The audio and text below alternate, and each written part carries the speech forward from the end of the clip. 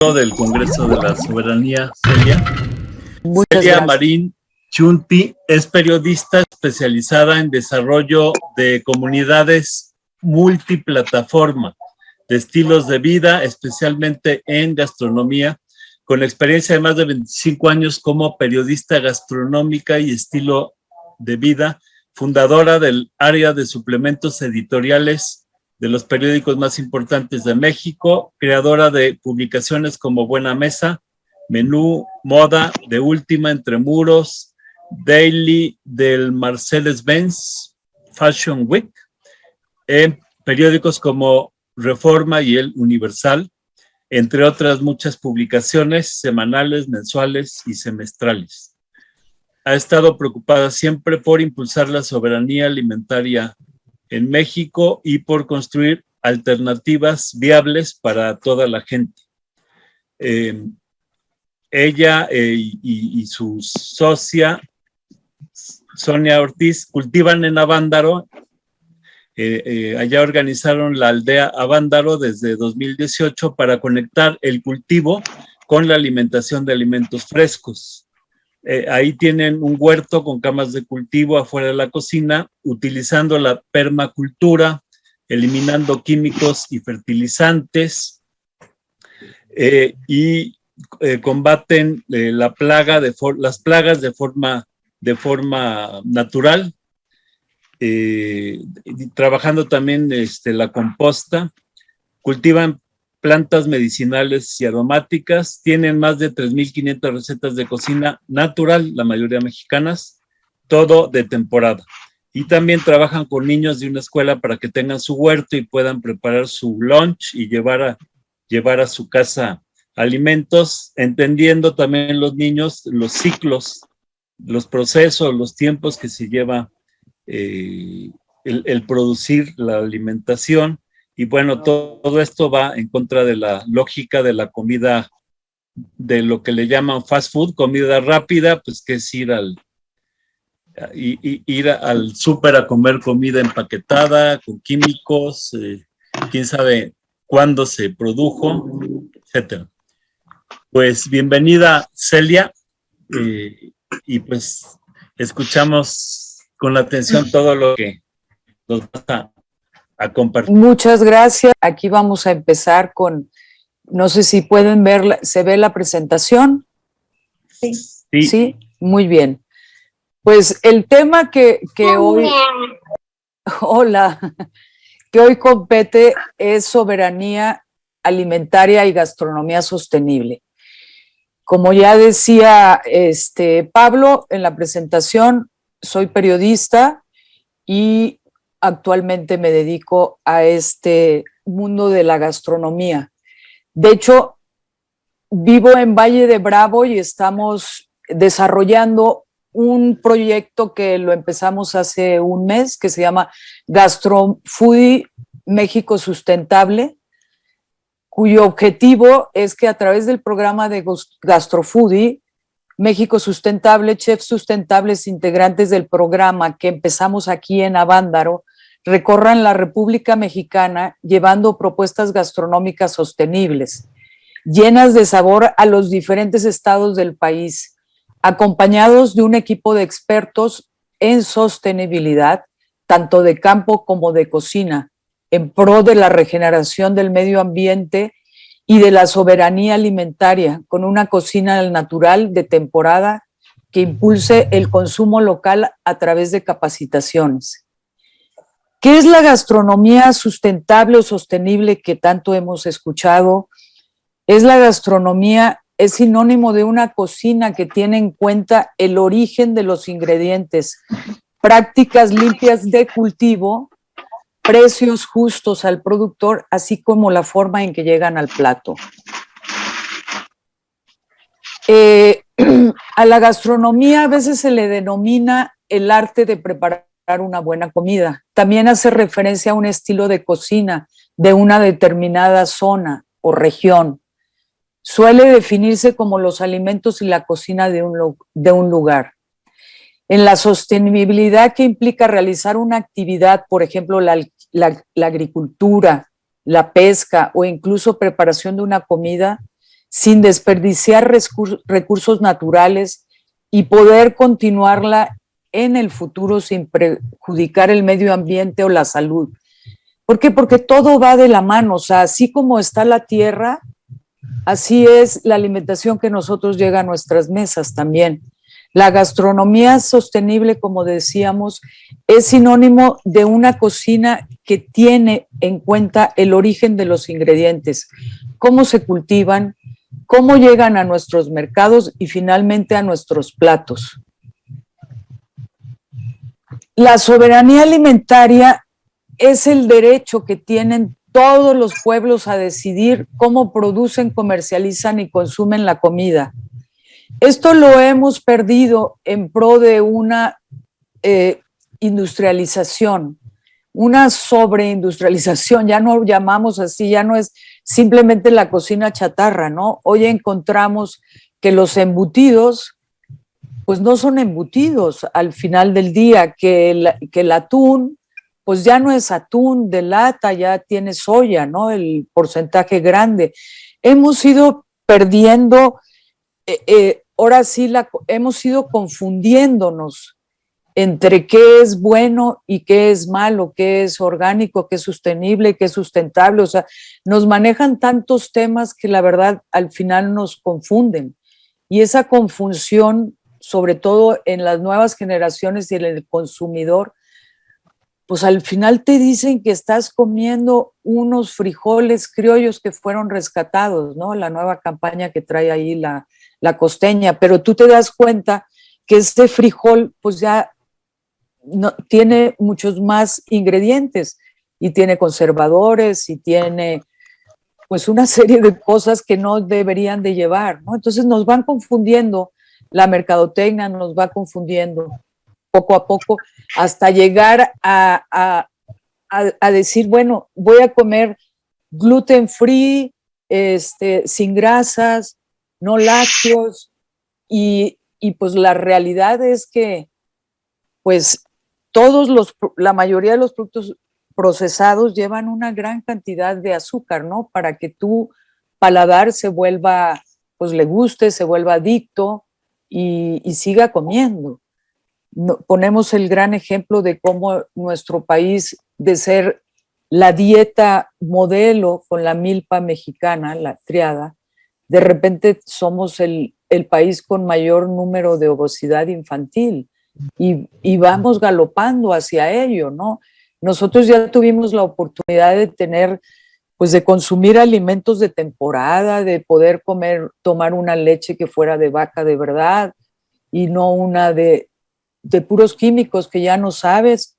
Pudimos probar quesos naturales que son realmente como se producían y ahora son quesos tipo, ¿no?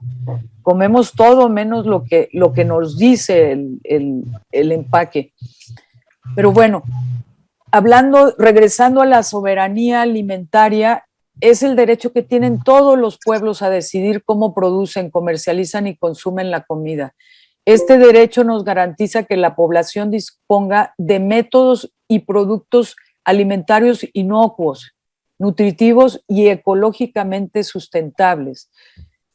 El CONACYT está tomando medidas para lanza el Programa Nacional Estratégico de Soberanía Alimentaria, que propone modificar el sistema agroalimentario para contribuir al bienestar de la población mexicana. En particular, se buscan encontrar soluciones a algunos de los problemas derivados de dicho sistema, tales como la desigualdad en la distribución de la riqueza socialmente generada, la precarización de las condiciones laborales en el ámbito rural, el creciente consumo de alimentos ultraprocesados, ya no les llamamos procesados, son ultraprocesados, o el debilitamiento de los pequeños y medianos productores en favor de una agroindustria alimentaria donde los circuitos de producción, distribución, consumo dependen de grandes oligopolios. Aquí hablamos un poco sobre la importancia que tuvo para la cocina mexicana ser declarada Patrimonio Cultural Inmaterial de la Humanidad. Yo creo que a partir de aquí muchos volteamos a ver a nuestra cocina y sobre todo los grandes cocineros o los cocineros, ya ven que hay un boom de escuelas de cocina y se ha vuelto como una profesión muy reconocida también. Ellos también hoy están muy interesados en investigar técnicas, en saber de dónde venimos, ¿no? Se tuvo que poner de moda otra vez desde arriba para que empezara a permear y la gente empiece a buscar, pues, cuáles son los ingredientes de determinadas regiones. Aquí hay una definición que dijo Gloria López del Conservatorio que me pareció muy interesante y ella decía que compete a los gobiernos dictar políticas para conservar nuestro patrimonio cultural y darse cuenta que solo los gobiernos pueden hacer lo propio para salvaguardar en este caso el sistema alimentario mexicano. En este sentido, la cocina mexicana se encuentra en riesgo, entre otras cosas porque hay una amenaza a la ecología, al medio ambiente y al sistema de policultivo único en el mundo, que es la milpa. Existen problemas de índole social como el abandono del campo, la falta de protección a las especies en peligro, la explotación petrolera, minera e industrial cuando se atenta contra las tierras fértiles y de cultivo.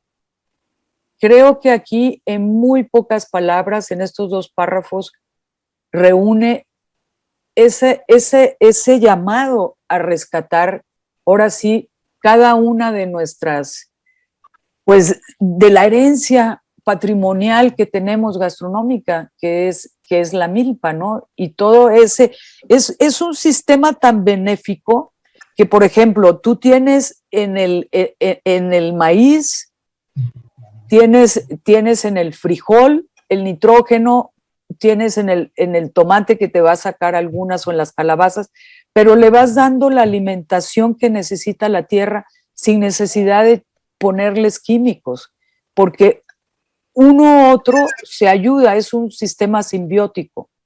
Por eso era tan sabio.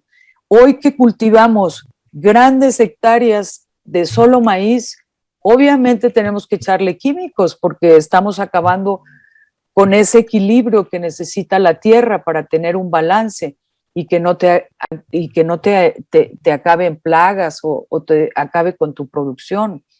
Entonces, había conocimientos ancestrales que los hemos ido perdiendo en pro de una mayor producción económica que al final estamos viendo un desequilibrio en el medio ambiente, un desequilibrio de calentamiento. Al meternos en este mundo de la tierra, del campo, de la permacultura, de una gastronomía sostenible, nos dimos cuenta que hay ejemplos, hay ejemplos de tierras que estaban sembradas con papa, que es uno de los cultivos que más venenos le ponen ahora sí a la tierra, ¿no? Para que salga bien. Y la tierra se erosiona tremendamente. Y lo fueron regenerando a través de permacultura, a través de la biodiversidad de plantas. Y después de 12 años, esa tierra empezaron a salir ojos de agua. El problema más grande que vamos a tener va a ser el agua. Y ya lo estamos viviendo en muchos lugares, ¿no? ¿Por qué? Porque grandes extensiones provocan que se caliente la tierra. Y al calentarse la tierra, empezamos a tener estos cambios climáticos tan malos. Pero si empezamos nuevamente y nos concientizamos desde pequeñas, cambiar las pequeñas en la ciudad, si tienes una terraza, pues aprovecha, si tienes una casa y tienes jardín y lo tienes sembrado con puro zacate, pues aprovecha, y si tienes buena luz, de hacer unas camas de cultivo y poder empezar a sembrar tu pequeño huerto urbano, ¿no? Ahí vamos cambiando un poco pues ayudándole al medio ambiente a no tener tantas, o sea, pues cambios tan agresivos, ¿no? Yo vivo en un lugar donde antes de la pandemia no había tanta población ni tantos desarrollos. Y a partir de la pandemia muchos se vinieron a vivir aquí y empezaron a hacer grandes construcciones, pero lo primero que hacen al hacer un desarrollo, llegan y acaban y limpian la tierra, ¿no? Como dicen, vamos a limpiar, a desmontar. Desmontar, ¿qué quiere decir? Están quitando todos esos microorganismos que tuvieron tantos años y que hoy tratamos de hacer para hoy que estamos tratando de hacer tierra aquí en la aldea, pues los vamos rescatando, ¿no? Y los tienes que traer, y los tienes que hacer, y tienes que hacer tierra. Y nadie entendemos eso porque realmente pensamos que estamos tan desconectados que no sabemos, por ejemplo, que una calabaza, tienes una flor de calabaza y tienes macho y hembra. Entonces pensamos que todas las calabazas son iguales, ¿no? Pero no, tú puedes ver en una flor cuando trae la calabaza, cuando es hembra, trae como el brote donde va a venir el fruto. Y cuando es macho, pues solamente nace la flor, ¿no? Entonces no va a traer fruto. Y ahí esos saberes que hemos ido perdiendo a lo largo de la civilización y de convertirnos cada vez en una economía de consumo que pierde, pues ahora sí, el origen, ¿no? De dónde vienen las cosas. Acá hablamos de soberanía, es garantizar una vida sana y promover el bienestar para todos, en todas las edades. La buena salud comienza con la nutrición. Si no consumimos alimentos nutritivos y de forma regular, no podemos vivir, aprender, defendernos de enfermedades o llevar una vida productiva. Fíjense qué tan importante. Ahora, las nuevas generaciones tienen enfermedades que antes no existían. Todas estas enfermedades del sistema inmunológico, las alergias, las intolerancias, pues eso son aprendidos. Antes la diabetes, o sea, niños con diabetes nunca lo veíamos. Hoy vemos niños desde muy jovencitos que necesitan que tienen una diabetes adquirida, ¿no? Y esa diabetes adquirida pues es por una alimentación donde está llena de conservadores, llenas de químicos, llena de azúcar, sobre todo, que han abusado. El azúcar tampoco es malo. Todo es malo si abusamos, ¿no?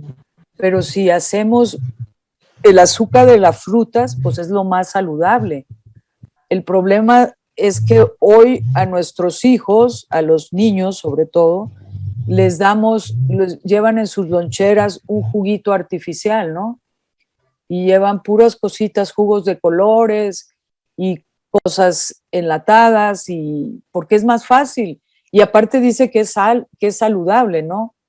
Pero pues no, mientras más leamos en la etiqueta que tiene más ingredientes, desconfiemos más de ello, porque lo más natural es lo mejor al final del día. Aquí hago cómo es importante para la soberanía alimentaria también el consumo y la producción, que hoy la producción mundial está enfocada a impulsar la economía mundial. Dependen del uso del medio ambiente natural y de los recursos de una manera que continúa teniendo efectos destructivos sobre el planeta. Sí tenemos que tomar en cuenta, a veces estamos tan alejados y no entendemos que la soberanía alimentaria va de la mano con un planeta que esté limpio ecológicamente. Sí podemos detener con un consumo y una producción sostenible que consiste en hacer más y mejor con menos. Nos sorprenderíamos de lo que puedes cultivar en un espacio tan pequeño. Puedes tener todas tus hortalizas, puedes tener rábanos, puedes tener zanahorias, puedes poner chiles, puedes irlos rotando y variando, y lo más importante es el sabor. Aquí cuando venimos a hacer una experiencia, son sensoriales también. Primero tienes que oler, tienes que probar, y de repente nos damos cuenta que en una fresa silvestre que es de un tamañito así, tiene mucho más sabor que los fresones hermosos que vemos en el supermercado, pero que no tienen sabor. O que has perdido los jitomates, por ejemplo, los jitomates del súper, pues ya son pura agua, les falta ese gusto y esa carnita que tiene un jitomate criollo, ¿no? O un tomate. Así que el consumo y la producción sostenible consisten en hacer más y mejor con menos. También se trata de desvincular el crecimiento económico de la degradación medioambiental, aumentar la eficiencia de recursos y promover estilos de vida sostenibles. El consumo y la producción sostenibles también pueden contribuir de manera sustentable a la mitigación de la pobreza y a la transición hacia economías verdes y bajas emisiones de carbono. ¿Esto qué quiere decir? Que finalmente cada uno de nosotros podemos contribuir. ¿Cómo podemos contribuir? Nos dicen mucho, se ponen de moda ciertas palabras, pero es consumiendo y apoyando a nuestros productores locales. A veces la gente que está fuera de los mercados, esas señoras que bajan, pues no tienen dinero para comprar un triple 16 y ponerle a su huertita, ¿no? Entonces a veces están mucho más limpios. El maíz, por ejemplo, es un tema bien importante. Las tortillas que normalmente consumimos, pues ya son de tortillas de harina de maíz, pero no son tortillas de maíz nixtamalizado. Gran diferencia. Una tortilla de maíz nixtamalizado te da mucho más, te llena, te da la sensación de satisfacción mucho más pronto que varias tortillas de harina de maíz de las que compramos, ¿no? Te duran más, son mucho más nutritivas y al final, pues al comprar esas, aquí hacemos también un taller que se llama un taller de tortillas de nixtamal, donde enseñamos a la gente desde las variedades de maíces que pueden haber, cómo se nixtamaliza, con qué cal se debe de usar, que no es cal de construcción, aunque muchos escriban y digan que sí, es una cal en piedra, que es cal hidra, que no tiene ningún aditamento más que los minerales naturales, y cómo lo hacen en el molino, también cómo lo procesan, ¿no? La gente lo disfruta mucho, aprende a diferenciar entre un elote y un maíz, que poco sabemos realmente, nos hemos dado cuenta que no sabemos si es algo que comemos muy continuamente y está en nuestra dieta como alimento básico. Y de repente te das cuenta que al oler, al probar,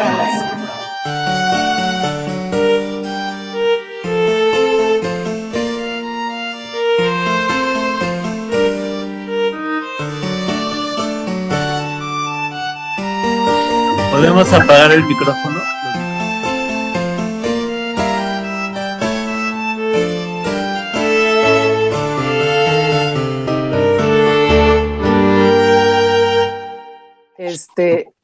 Muy bien. Entonces, perdón, ya me desconcentré un poquito, pero ya regresamos. Y bueno, te das cuenta, fíjense, yo les voy a platicar un poco la experiencia de cómo fue llegar y empezar a conectar con la tierra, porque también estábamos bien desconectados después de vivir, ¿sí? Llega un momento en que conozco a un vecino que viene y nos saluda y nos dice, oye, ¿por qué no vienen a conocer mi rancho que está aquí caminando? Vayan a la esquina y ustedes entren. Y dijo, ay, qué raro. Pues sí, vamos. Y, oh, sorpresa, su casa era un rancho donde tenía cultivados árboles frutales, tiene invernadero y todo con una variedad que te daba a probar y te decía, mira, prueba esta flor, prueba esta variedad de limón, prueba este ruibarbo, porque también tiene otras cosas diferentes, ¿no? Muchas variedades de berries, zarzamoras, blueberries, diferentes zarzas, y empiezas a oler las plantas, a probar y decías, oye, es que yo no conozco esto, estoy muy desconectada. Y empiezas a saber que lo que tardan las plantas para realmente llegar a nuestra mesa no es tan rápido. Creemos, por ejemplo, les pongo el ejemplo de la cebolla, ¿no? Una cebolla que comemos todos los días, en nuestra dieta la tenemos muy cercana, dura 9 meses para que tú la puedas tener y no estamos conscientes. Las cosas más rápidas obviamente son las hortalizas, en 3 meses ya las tienes listas y hay que saber cuándo cortar. Las flores, no todas las flores son comestibles. Hay unas flores, por ejemplo, las de las solanáceas, que son los jitomates y pepinos, esas no te las puedes comer porque son tóxicas, ¿no? Y hay tantas cosas, hay flores que saben a ajo, hay y que no tienen bulbo y que les puedes dar sabor. Y hay una variedad de jitomates que yo me sorprendí, o sea, de colores grandotes, chiquitos, y con unos sabores, algunos más dulces, otros más ácidos, que los vas descubriendo y a la hora de cocinar dices, oye, las especias, todas esas plantas aromáticas también, todas tenían una razón de ser. Anteriormente, por eso era que tu alimento sea tu medicina, ¿no? Porque cada cosa que consumíamos tenía una razón realmente. ¿Por qué? Los moles es un ejemplo. Esas semillas, esos granos que le ponen tienen una razón. Cuando tú comes un mole preparado de una forma tradicional, ni te da reflujo ni te cae pesado. Claro, cuando ya lo procesan y no le saben realmente el conocimiento y el balance de los ingredientes, pues sí, lo estás repitiendo, ¿no? Los procesados que ya están por ahí. Pero pues son alimentos que tú dices, como decía Juan, yo cambié mi alimentación porque quería que fuera más barata, pero al final me di cuenta que también tengo más energía, me siento mejor, estoy más saludable. Ponemos aquí el ejemplo en la aldea de que han pasado todos estos, pues ya son años, ¿verdad? Desde que empezó la pandemia y hemos recibido grupos, porque recibimos grupos cerrados, hacen sus reservas, vienen en familia, venían en la pandemia a celebrar y no nos ha dado COVID para nada. Sí, gracias a Dios. Yo creo fielmente, andamos en un proceso también de fermentar para conservar la cosecha, ¿no? Si tienes una cosecha de col, ¿qué puedes hacer con ella? La fermentas, que solamente es con sal y semillas de cilantro o de alcarabea. Es súper barato y eso es la famosa col agria, ¿no? Col fermentado. Era como lo hacían antes. Y ese es un gran probiótico natural. Igual que, por ejemplo, no sé si han oído ustedes hablar de la kombucha o del tejuino, no nos vayamos más lejos. Todos esos son fermentos y son probióticos que nos ayudan y que estamos muy alejados. Hoy, por ejemplo, viene la gente, huele un fermento y dice, guácala, no quiero ni probarlo. ¿Por qué? Porque pues huele a fermento, hacemos pan de masa madre, que hoy las intolerancias al gluten no son porque realmente el trigo esté mal, sino el proceso como lo hacen, ¿no? Para que un trigo no te haga daño, deben de dejarle pues el alimento, ¿no? Que es el germen que tiene. y al momento en que lo industrializan y lo muelen en molinos de acero, obviamente matan todo el germen que es el alimento, donde están los nutrientes. Anteriormente se molían en molino de piedra, como se muele el maíz también, ¿no? Eso te ayuda a conservar pues todos los nutrientes. Posteriormente haces tu masa madre, la vas alimentando, la vas cuidando, y con esa madre, que es como el pie del pulque, o tus tibicos, o tus búlgaros para hacer el yogur, eso mismo lo vas alimentando y vas preparando el pan de tu semana, o el pan que vayas a consumir, ¿no? Hacemos el ejemplo, el ejercicio, y viene gente que dice, ay, yo no puedo comer gluten porque soy intolerante. Cuando come las pizzas que hacemos de masa madre con harinas orgánicas molidas en molino de piedra, no les pasa nada. ¿Por qué? Porque la fermentación tuvo que tener 24 horas. Entonces, ese proceso donde las levaduras y las bacterias se van deshaciendo las cadenas y no hacen ese proceso rapidísimo de una levadura de polvito que tú la pones y en 2 horas ya está tu pan, ¿no? Y está levado. Pero imagínense eso, lo que viene a nuestro organismo. Es pues es un golpe grandísimo. No lo puedes digerir. No, la cocina rápida, por eso ese es el tema, que no lo podemos digerir. Es tan rápido todos los procesos químicos que le meten para que sí tengas un pan muy esponjosito, pero pues no es nada saludable, estás comiendo puro aire también. Entonces, es un poco cambiar nuestra forma y saber cómo podemos ser sostenibles o sustentables. Y es simplemente buscar el origen de dónde viene ese ingrediente, y si pudiéramos nosotros, también nos venden que hacer una salsa es complicadísimo y que mejor la compres de lata, o unos chiles encurtidos, que es muy difícil, pues son las cosas más rápidas y más fáciles de hacer.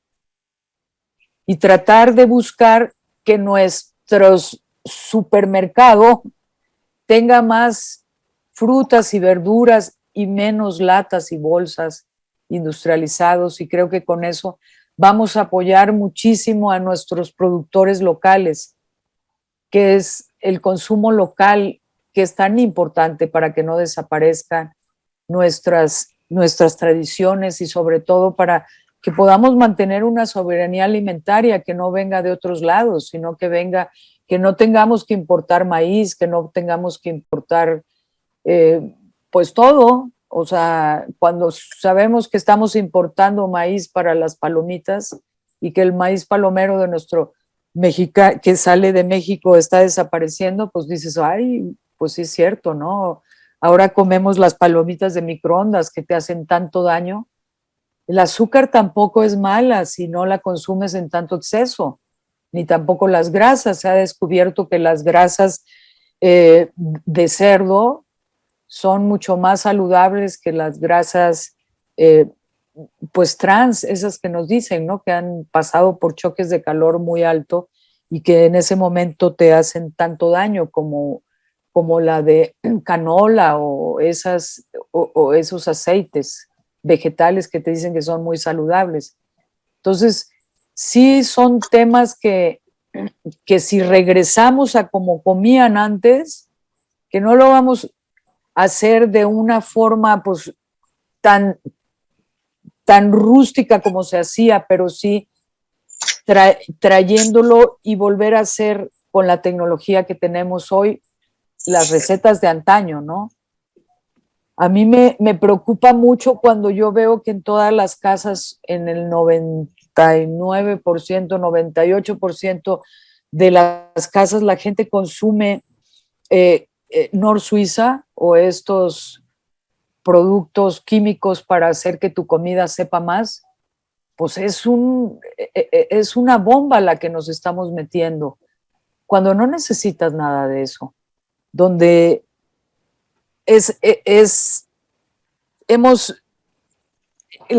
comento porque tenemos un canal de YouTube que se llama Cocina al Natural y la gente da sus recomendaciones, entonces de repente le mandas recetas, dice, pero lo único que le falta es un cuadrito, y tú dices, no, lo vas a echar a perder, ya tienes aquí con tus hierbas de olor, con todas las especies, estás dando el sabor, no necesitas lo otro, y estás haciendo algo más saludable, ¿no? Platicaba que nuestra cocina se puso de moda cuando fuimos declarado Patrimonio Inmaterial de la Humanidad, la cocina mexicana, donde presentaron toda esta triada de la milpa y una serie de investigaciones mucho más fuertes que se basó en el paradigma de la cocina de Michoacán, la cocina tradicional.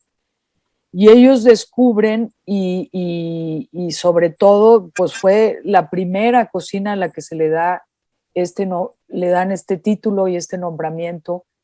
Y ahí es donde las escuelas de cocina, los chefs, los mismos mexicanos nos empezamos a preocupar, y sobre todo los jóvenes, que es a los que les queda la gran labor y la gran tarea de ir rescatando las recetas pues de antaño, ¿no?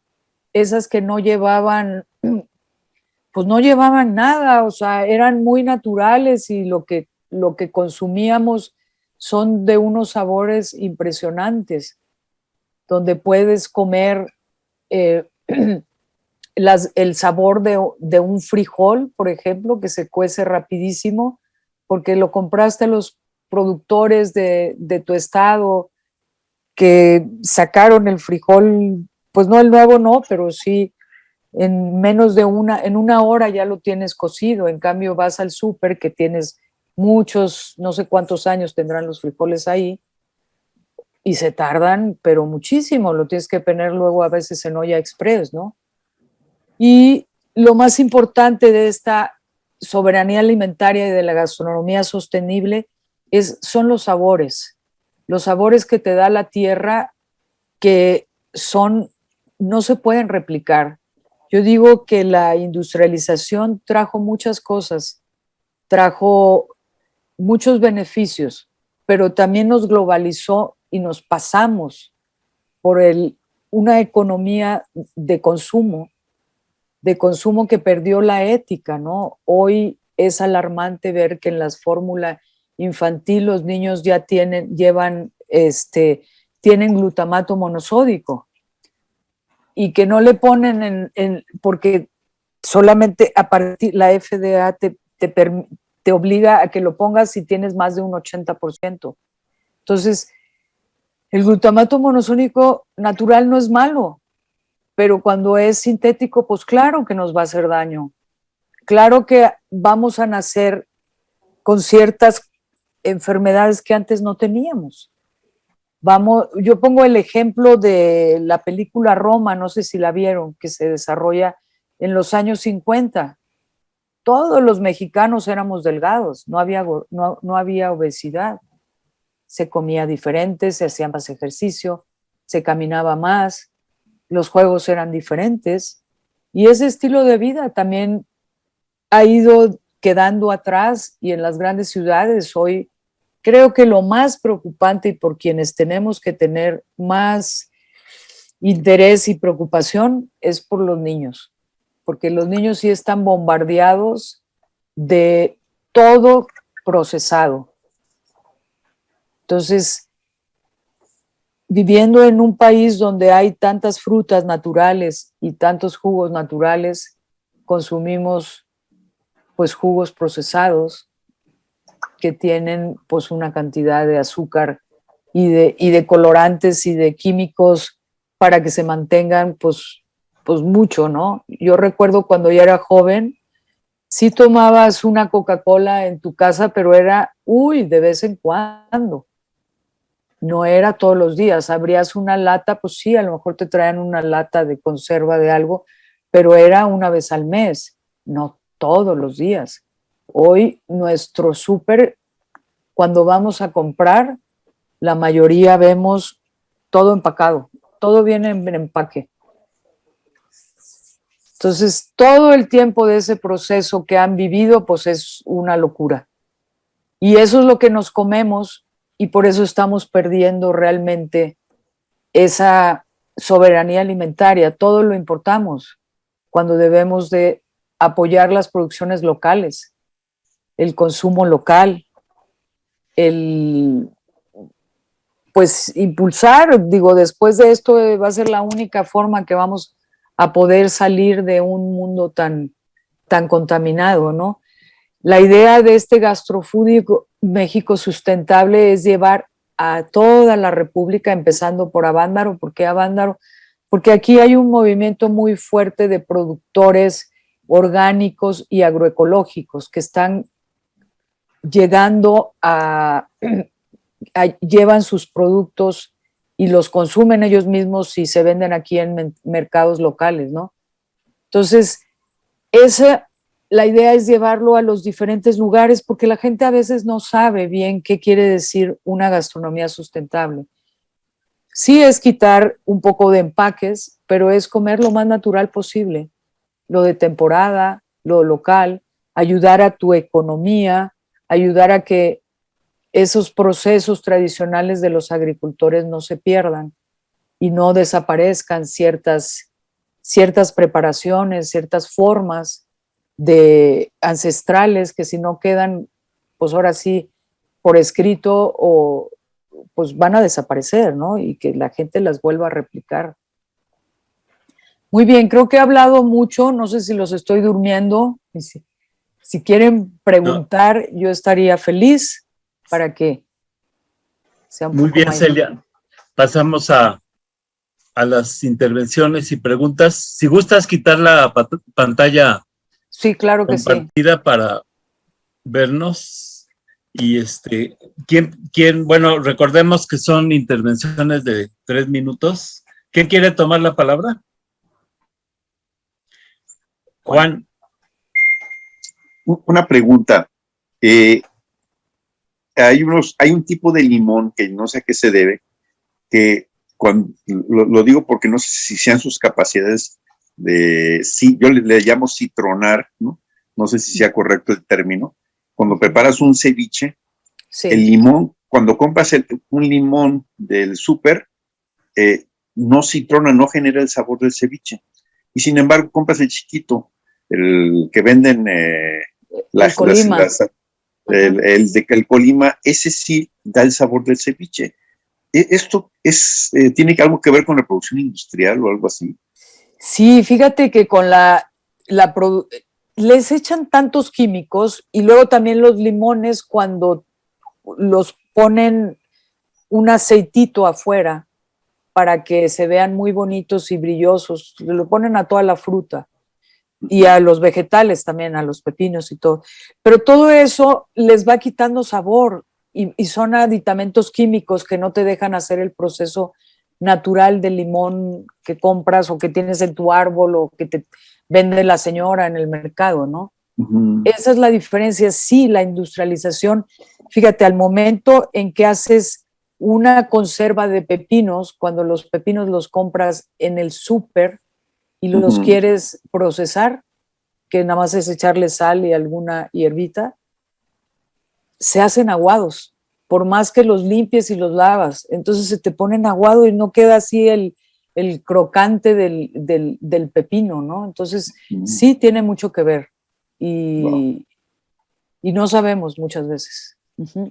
Imagínate, te traen una manzana de Washington que estuvo congelada por no sé cuántos meses, o te traen una carne que viene de Nueva Zelanda, imagínate cuánto tarda en llegar, o te traen el pescado ese blanco del Nilo, pues ya no estás comiendo pues nada natural, ni fresco, ¿no? Ni de temporada.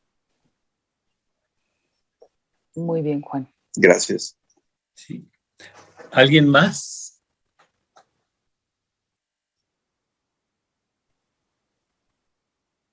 Bueno, yo tengo una pregunta. Bueno, primero, Alicia. Ahora, con esta exposición me doy cuenta de que yo compro en un pueblo de Hidalgo latas de la misma marca, del mismo producto, y son muy diferentes a las que compro aquí, que el sabor completamente perdido. Y usted lo acaba de explicar. Sí. Es todo, gracias. Gracias, Kat. Sí.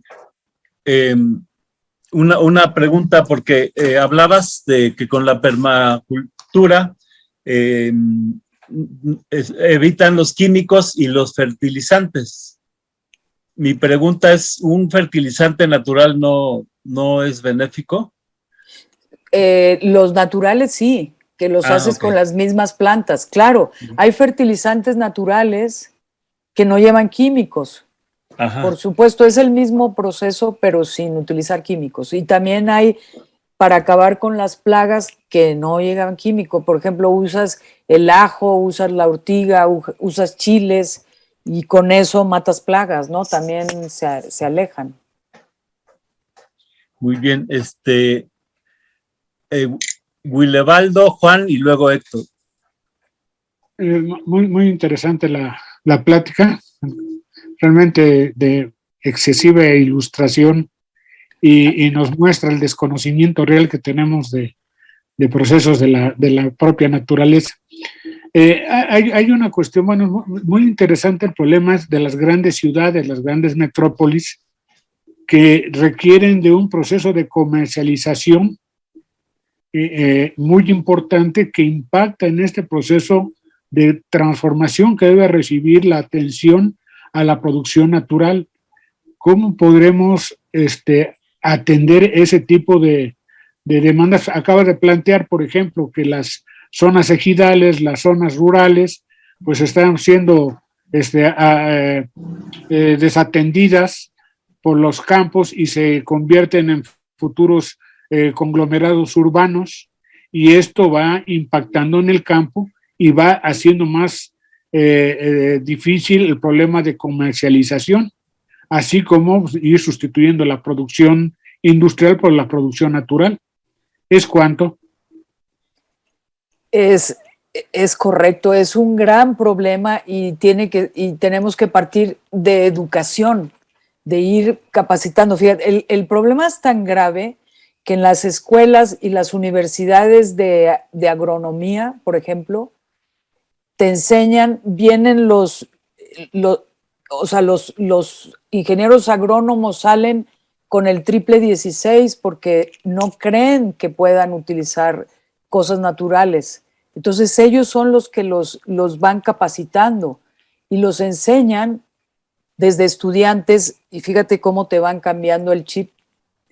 Les platico porque mi familia tiene ranchos y mis hermanos, uno de ellos estudió agronomía y es el que se hace cargo del campo. Y están súper contaminados porque les echan puros químicos y cada vez están peor y están más erosionados, tu producción baja, pero no lo creen.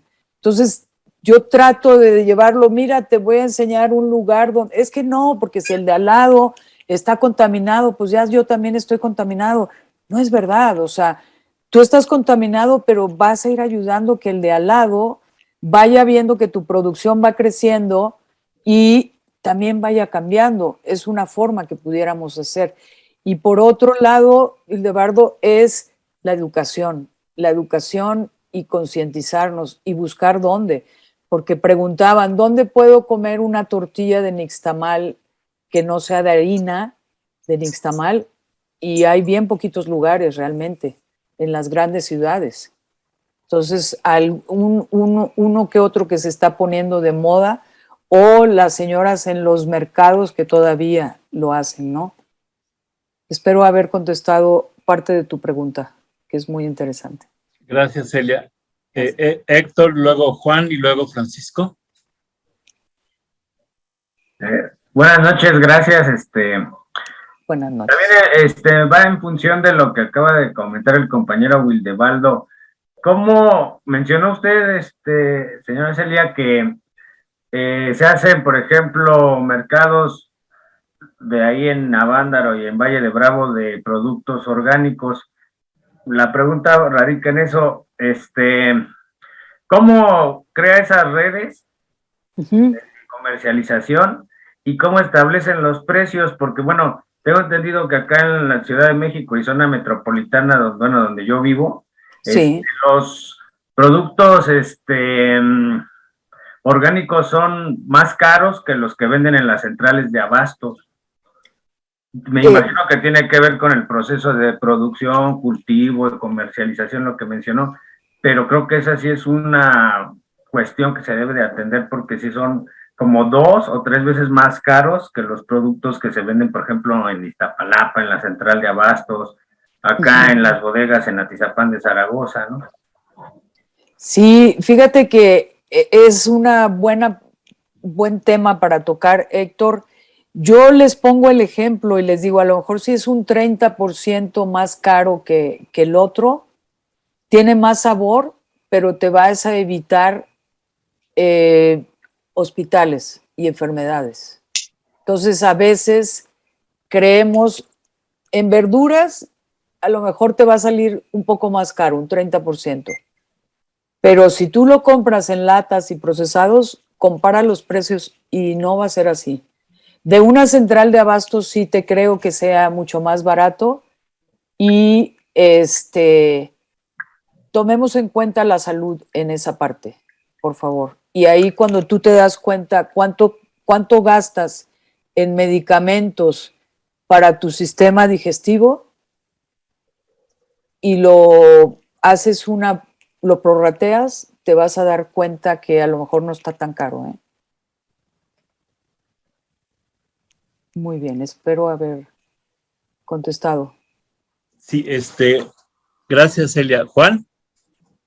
Sí, una cuestión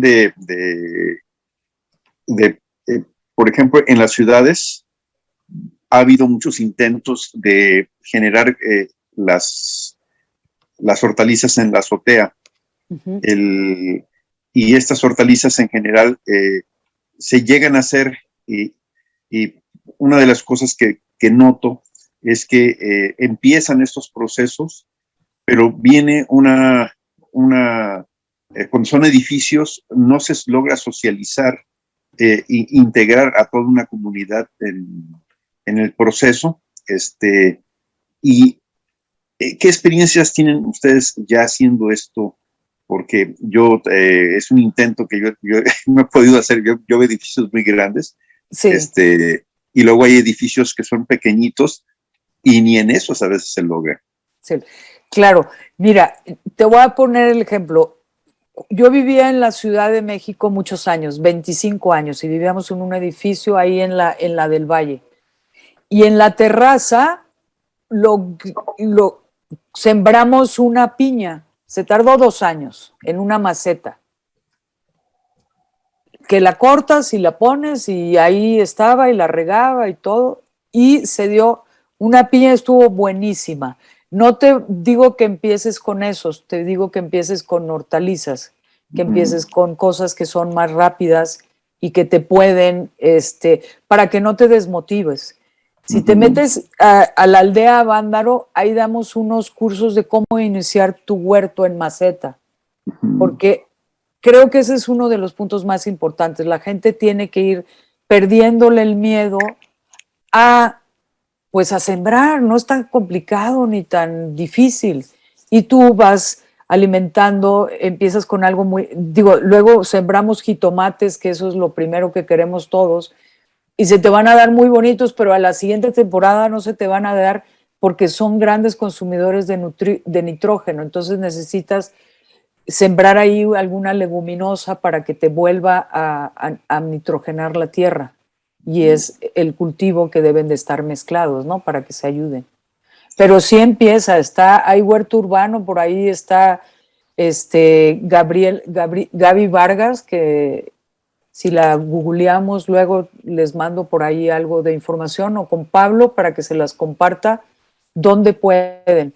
También hay un mercado que se pone, el mercado del 100, que se pone los domingos en la Roma, que ahí también pueden conseguir productos agroecológicos, no vamos a decirle orgánicos. Orgánicos también necesitas mucho dinero y muchas extensiones para cultivarlos, pero agroecológicos creo que es lo mejor, ¿no? Sí, me permito, como que mi pregunta iba más hacia el asunto social, o sea, la integración. ¿Cómo integras a la comunidad? Sí, pues ahí sería como pues, hacer reuniones primero y llamar a alguien que esté muy metido en los huertos urbanos y que les pueda ir, pues ahora sí, dando una charla o una plática. ¿Por qué la importancia? Porque vas a tener tus techos y va a haber menos calor y vas a poder entre todos organizarse y sería maravilloso. Se organizan para que les toque cuidar las diferentes camas de cultivo. Si no es muy grande o si es chiquito, hay camas altas y cada quien se va ocupando. Cuando ellos vean que después de 3 meses pueden venir y cosechar sus legumbres, pues van a estar muy felices. Pero sí, como una forma de unirte como comunidad, creo que puede ser un proyecto muy interesante que a todos les podría interesar porque todos podrían participar y unirse como condóminos, ¿no? Que es a veces muy complicado. Gracias. Gracias, Celia. Va Francisco, luego Willebaldo y cerraríamos conmigo, a menos de que alguien más pida la palabra ahorita. Francisco. Sí, hola, buenas noches. También quería comentar en el sentido de cuáles serían sus recomendaciones o como tips. Ahorita ya dio uno en la integración, con la integración social, precisamente para luchar en contra de esa corriente que tenemos, tanto como consumidor como proveedor, porque sí he tenido la experiencia, por ejemplo, yo tengo conocidos, yo vivo en Miguel Hidalgo, y vecinos de aquí venden huevo. Ajá. Y han querido vender en tiendas de abarrotes, y siempre se va con el obstáculo de que le dicen, ahorita que usted menciona, no hay que llamarle orgánico, hay que llamarle de otra forma, no conocemos de entrada los términos ni qué significa cada uno, ¿no? Ese creo que sería un reto. Claro. ¿Cómo vamos a difundir qué significa cada uno? Porque te topas en la tienda de abarrotes con la puerta que dicen, ¿es que es orgánico? Sí. Bueno, pero entonces enséñame tus documentos en regla de que te tiene que extender el gobierno de que es orgánico. Y no los tienes, y eso de entrada desmotiva al proveedor. Claro. Y entonces no lo voy a hacer. No, y cuando ven los precios, desmotivan al consumidor porque dicen, tampoco lo voy a comprar porque es demasiado alto. Y entonces, ¿cómo superar estos retos? Porque es complicado. Sí. Entonces, es en el sentido del huevo, ¿no? Sí. Pero hay más cosas. Por ejemplo, yo vendo cebolla picada. Sí. Una de las cosas, un primo que cebolla picada. Y es complicado porque dices, ¿en dónde entra la regulación? Pero también en dónde entra como que dentro de la ciudad ese apoyo, que a lo mejor no es apoyo al campo, no entra en el Plan Nacional de Desarrollo 2019-2024, pero entonces, ¿cuál es el apoyo? Como lo que mencionaba Juan, en las azoteas verdes, ¿no? Es complicado que una azotea verde en realidad llegue a funcionar, porque al final, para registrarlo es una burocracia enorme y que al final te den el permiso que la gente termina incluso desistiendo. Entonces, ¿cómo superamos esos retos? Gracias. Sí. Mira, tienes un gran tema y yo siempre a esos temas le digo, mira, este es un huevo que a lo mejor te va a salir más caro, pero es de una gallina feliz, que fue alimentada con lo que le sobró de la cocina y que no está alimentada pues como las tienen normalmente, ¿no? Una gallina de bachoco que nunca se paran y que las tienen poniendo y poniendo todo el tiempo y que viven en condiciones horribles, o de cualquiera de esos, San Juan o todo. Entonces ponles el ejemplo, mira, a lo mejor te salga 1 o 2 pesos más caro, pero es yo sé cómo la alimentaron y cómo no le dieron químicos, ni antibióticos, ni cosas que a nosotros luego nos hacen daño. Porque hoy la carne y el huevo es de lo más, la carne de pollo y el huevo es de lo más contaminado. Sí hay que hacer como equipo e ir informándonos. Yo les voy a compartir biografía a través de Pablo para que ustedes puedan vean los principios. Y la diferencia siempre es salud, chicos. Es salud y nutrición. Y eso nadie nos puede vender. O sea, después de vivir esta pandemia, que a muchos nos fue re mal y vivimos situaciones muy difíciles, después de vivirla nos damos cuenta de la importancia que tenemos que tener en nuestro sistema digestivo. La famosa macrobiota que dicen, toda nuestra nutrición está en el intestino delgado. Lo que sucede con todos estos alimentos es que se vuelve permeable. Y cuando tú tienes un intestino permeable, los alimentos tú no los asimilas. Y si no los asimilamos, empezamos a tener deficiencias. Y una de las deficiencias vienen del sistema inmunológico como principal. Entonces, ¿qué te recomiendo? Caldo de huesos. ¿Qué son los caldos de hueso? Se cocinaban lentamente. Comer probióticos, tomar probióticos, tomen tejuino, tomen pulque natural, tiene muchísimos probióticos, el aguamiel, si pueden conseguirlo, es el mejor probiótico para todos nosotros, para niños, para grandes, para todos. Y sí, es muy complicado, pero no es difícil. Y vayamos, les voy a compartir información de los principios de cómo puedes empezar un huerto, de cómo puedes cambiar y cómo puedes convencer a la gente también, porque al final todos estamos preocupados por una mejor alimentación y por una mejor salud. Gracias, Celia. Gracias. Willebaldo. Sí. Y luego Koyolzowski y cerramos. Perfecto. Sí, es lo siguiente. Me interesaría su opinión en cuanto al ámbito de la transformación educativa. Tenemos Chapingo, tenemos varios centros de formación del campo. En el Politécnico, donde yo participo, pues tenemos la ingeniería bioquímica, carreras dedicadas al alto nivel científico y que incorporan a la alimentación los grandes cambios en los lácteos, en todos lados, pero choca con ese planteamiento completamente. Entonces, ahí, ¿cuál es la posibilidad de incursionar en el cambio de planes y programas de estudio, o por lo menos de incorporar la visión naturalista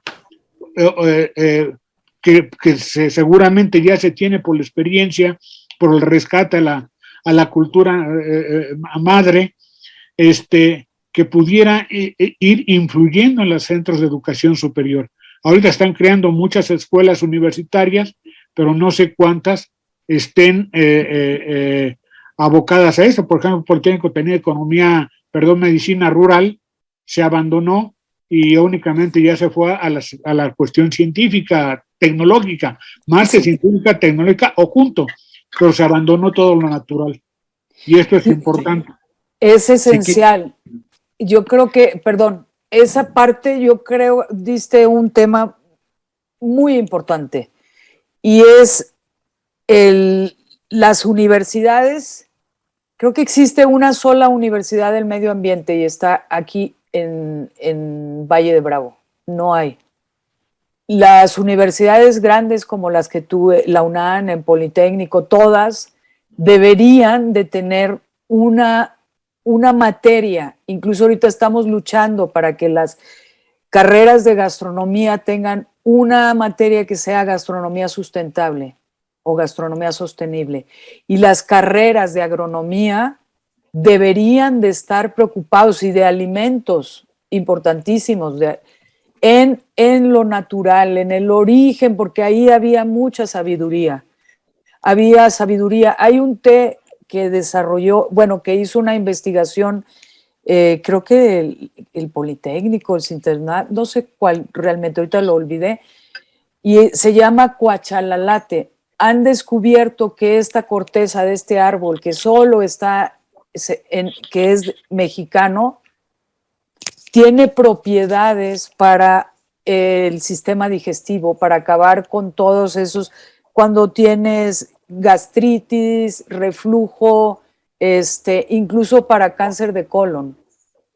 Entonces han descubierto toda esa conocimiento ancestral que hemos dejado por una industria que nos ha vendido los alimentos, pero al mismo tiempo nos vende la medicina. Entonces, necesitamos ser más conscientes y empezar a tener a lugares como estos donde podamos hablar y que podamos tener acciones también muy sólidas. Así es, Elia. Bueno, Koyolsowski, y ya cerramos. Perfecto. Gracias. Buenas noches. Pues solo contar pues mi experiencia. Nosotros estamos en la Costa Grande de Guerrero y pues sí, el problema, ¿no? De que les inyectan hormonas y los alimentan con ciertas cosas que los hace crecer muchísimo, ¿no? De tamaño. Hace unos meses los papás de mi madrastra compraron pollos y se dedicaron a criarlos, y porque ellos son de la sierra y saben todo de la crianza, bueno, de esas cosas.